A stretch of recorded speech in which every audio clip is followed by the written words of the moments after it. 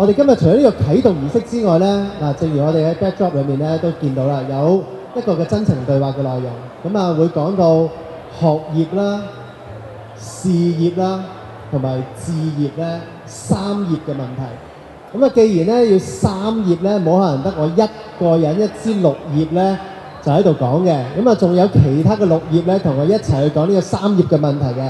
咁樣啦，嗱，事不宜遲，我咧就先介紹咧我哋今日我哋真情對話嘅三位嘅嘉賓，包括咧啱啱喺儀式裏面咧都有出現過啦，就係新界青年聯會主席兼荃灣區議員陳斌先生。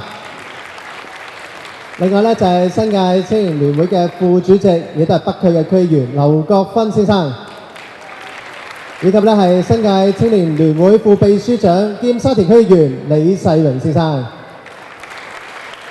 好，咁啊請晒三位上台先。好，請坐啦，不如啊，剛才企咗好耐啦。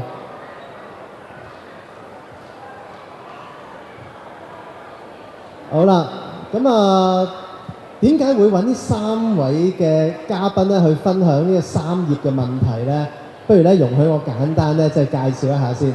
不過喺介紹之前咧，不如都用啲掌聲去歡迎我哋啱啱嚟到一位嘅貴賓啊！青年事務委員會主席陳振芬太平紳士，多謝你嘅上面嘅光臨，多謝你。好啦，咁啊好啦，我哋開始呢一下即係討論嘅環節之前咧，即係簡單介紹下三位年青人嘅背景先。嗱，喺我身邊咧，我叫做 Ben 哥哥啊 ，Ben 主席啊，咁啊佢犀利啦。咁啊佢唔單止係我哋嘅主席啦，唔單止係一位區議員啦。佢咧亦都係一位專業人士嚟喎，工程師嚟喎，好似係咪啊？仲要咧係唔單止打過工，亦都咧係做過生意嘅，即係做過老闆嘅。咁啊一陣間咧都可以同我哋分享下咧三頁裏面其中一頁咧就係喺事業嗰方面咧可以點樣去突破嘅。咁啊劉國勳咧好犀利啦，我知你有 master 嘅學歷嘅喎不過咧學歷高咧唔代表咧係揾錢揾得多嘅。我知道，因為咧你好專心咧，做一個全職嘅區議員，做區議員真係好慘嘅，即係冇乜收入嘅。咁所以咧就令到而家有個問題啦，就係、好似而家都未買到樓喎，結咗婚號，真係慘啦。咁一陣間同佢俾佢申訴下先做全職區議員咧，真係唔係咁好揾嘅啫。好啦，阿李世榮見佢哇，好有份量喎，人稱三哥喎沙田嘅三哥喎，好犀利啊！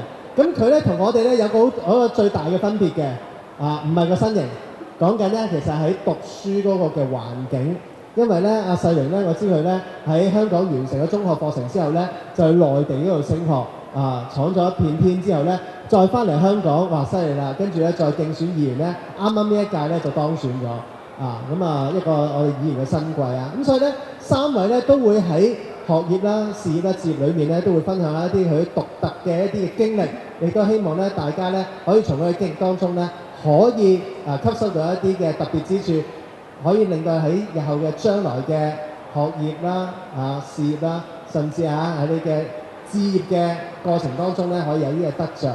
不如咁啦，我順住次序啦，我諗大家普遍都係學生嚟嘅，係咪啊？普遍都係學生係咪啊？係學生嘅拍手掌聽下先，係學生嘅。OK 大部分都係學生喎。不如問下先啦，世榮。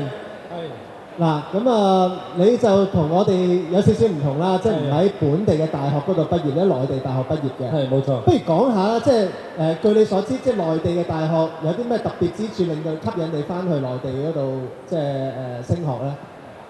其實咧，我就喺2002年咧就開始咧喺內地讀大學嘅。咁其實我自己本身咧，當然同大家一樣啦，大部分一樣係土生土長嘅香港學生。咁我點解會翻到內地讀書咧？咁好大嘅原因咧，其實喺2001年嘅時候咧，我睇到國家中國咧係加入咗世貿。咁其實嗰時我喺度諗，咦？睇嚟國家應該有啲料到喎，未來咁加入咗世貿喎，因為佢地位好唔同喎。咁加上咧，亦都見到一啲嘅內地大學啦嚟香港咧招生。咁我咧自己本身咧讀書成績亦都唔係話太理想。呢個就係我想問你嘅原因啦。因為通常讀得書叻嗰啲咧，都係本地大學嘅。以前就係、但係而家就唔一定啦。係咪考試好差先？講事實，因為我自己係會考嘅失敗者。係。我覺得我失敗嘅程度，可能在座咁多位同學咧，都應該會高分過我嘅。咁我自己好坦誠咁講，我自己會考咧，第一次我考過2次，第一次會考咧，我係得2分嘅啫。哇！絕對係失敗者。咁但係咧，我又當然啦，後知後覺嘅情況底下咧，咁啊最後咧就選擇翻內地去升學。咁喺內地升學咧，其實開頭我都好唔習慣，因為大家嗰個文化、生活方式啊、節奏啊等等咧，同香港咧係爭好遠嘅。但係總括來説咧，翻內地讀書最後俾我嘅得着咧，就係了解到內地嘅文化，同埋認識到內地一啲嘅網絡，一啲人際嘅網絡。最緊要咧係我嘅普通話咧都應該唔差，而家一啲都唔普通㗎啦。還可以吧？還可以啦。嗱，但係咧，我相信咧，好多同學仔會第一時間去諗嘅，即係平時去升學咧就話本地啊，或者係咩英國啊、澳洲啊、加拿大之類咁樣啦。去到內地嗰啲嘅大學咧，佢哋會諗啦。第一，佢嘅學歷咧其實即係承唔承認嘅咧。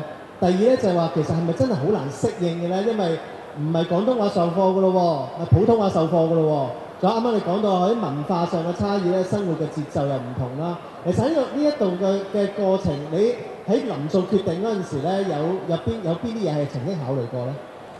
其實咧喺呢個學歷上咧，開頭大家都好擔心內地嘅學歷嚟到翻到香港究竟能唔能夠承認咧？其實好多香港嘅企業咧，已經都會考慮埋我哋內地嗰個大學嘅畢業嘅資格。始終我哋一樣亦都係中國國家教育部頒發俾我哋嘅一個嘅學士學位。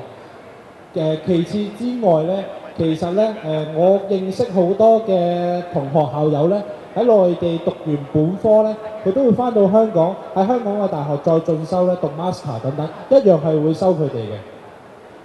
咁所以我覺得呢個問題我自己就唔會太擔心啦。係。據我所知咧，喂 ，hello。據我所知咧，內地咧而家就有53間大學係香港係承認佢嘅學位嘅喎。李世榮，你嗰間都應該係 OK 㗎。應該 OK 嘅，應該 OK 啊。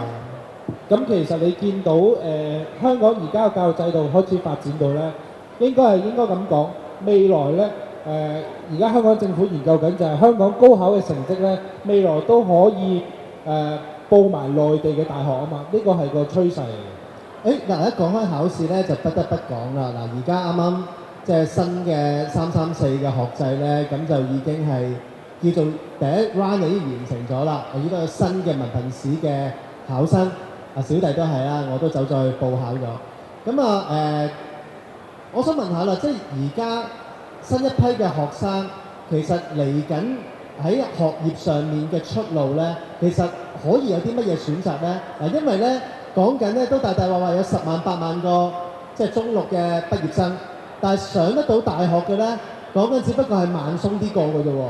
咁即係話咧，有接近可能講緊接近8萬幾9萬個同學仔咧，係冇辦法咧係升讀全日制嘅學位嘅課程嘅。咁我想問下你啦，即係嗱，你係一個或自稱係一個會考嘅失敗者，但係你又透過自己嘅努力去即係攞到呢一個嘅即係本科嘅資格。我想問你哋有啲乜嘢嘅想法可以同啲同學仔分享下？喺揀科啊，或者喺個升學嘅策略上面，其實可以有啲乜嘢嘅有啲咩路向可以走下咧？今日其實咧有專家喺度，有城大嘅林校長喺度，不過我用過來人嘅身份咧嚟分享。其實我而家眼見好多年青人咧，都會好想揀一啲未來行業係一啲高增值行業嘅一啲嘅科目，譬如金融、經濟等等。即係可能佢哋已經係覺得呢啲方面佢日後揾工啊，揾多啲錢嘅一啲嘅科目。咁佢哋咧唔理㗎啦，總之邊間學校有呢啲科目咧，佢哋就去報。咁其實呢一個咧係唔係太良好嘅一個發展。喂，但係咁喎，揾到錢嘅科目去報讀，畢咗業之後揾多啲錢，好合理啫。呢、個想法，點解你話即係呢一樣嘢未必係最好咧？因為唔係即係唔係自己真係中意嘅科目咧，其實大家讀書都知係好難讀入去嘅。同埋你未來你出嚟做嘢，咁你行業可能你一世人可能做五六個行業，咁你要定性將自己，咁所以你如果你就係選擇咗金融或者經濟嘅話咧，如果你真係到最後你唔覺得自己唔適合嘅話咧，你好難轉到去其他嗰個行業咁樣嘅。或者我講下我個例子啊，我咧就中學一路都係平平穩穩，跟住 Form 7又係平平穩穩，即係比我好啦。唔係即係平穩啫，唔代表即係廿零30分鐘，所以冇平穩啦。我個立場咧認為每一位都有各自嘅長處嘅，爭在你揾唔揾得到。我嘅一路嘅發展，我嘅工作、讀書都好啦，我嘅發展咧就係一路都係諗住向工程師進發，向科學家進發嘅。咁啊，工程師就係可以揾到錢。由於咧我細個係去做學徒，我睇到啲工程師着住件白色衫，戴住頂白色工程帽，非常之有型。因此咧，我就一路都係諗住去做工程師。咁所以咧，我即使去到大學，我揀科，亦都係揀咗做讀工程。